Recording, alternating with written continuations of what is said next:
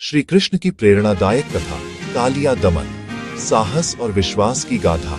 वृंदावन में यमुना नदी के एक भाग में कालिया नाग रहता था। उसके विष से पूरा जल काला पड़ गया था और कोई भी जीव उस स्थान के पास नहीं जा सकता था। पक्षी भी उसके ऊपर से उड़ते समय गिरकर मर जाते थे। गोकुल के ग्वाले और गायें प्यास से तड़पती रहती, लेकिन उस पानी को छू भी नहीं सकते थे। कन्हैया, इस कुंड में जाना मृत्यु को न्योता देना है। गेंद को छोड़ दो। डरना तो तब चाहिए जब हृदय में अधर्म हो। जब सत्य और न्याय साथ हो तो भय कैसा। विषैले जल में कृष्ण को देखकर कालिया क्रोध से फुफकारने लगा। उसकी सैकड़ों फन उठी, आंखों से अग्नि निकलने लगी। कालिया ने कृष्ण को अपने विशाल फनों से दबाना चाहा, परंतु कृष्ण उसके फनों पर नृत्य करने लगे। कृष्ण का यह नृत्य केवल खेल नहीं था, यह जीवन का संदेश था।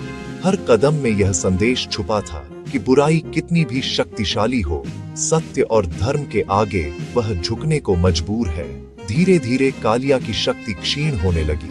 प्रभु, मैं अपने अहंकार और क्रोध के कारण इतना दुष्ट बन गया था कि निर्दोष प्राणियों को कष्ट देता रहा। कृपया मुझे माफ कर दीजिए। कालिया, गलती करना मानवीय है, पर गलती को स्वीकारना दिव्य है।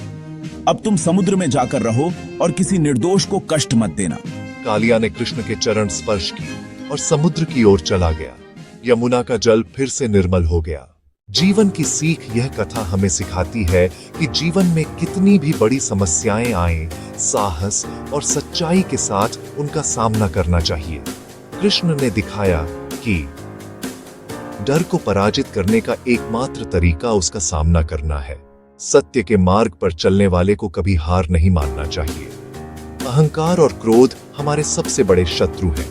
माफी मांगने में कोई शर्म नहीं, बल्कि यह महानता का प्रतीक है। जब भी जीवन में कोई कालिया रूपी समस्या आए तो कृष्ण की भांति निर्भयता से आगे बढ़े।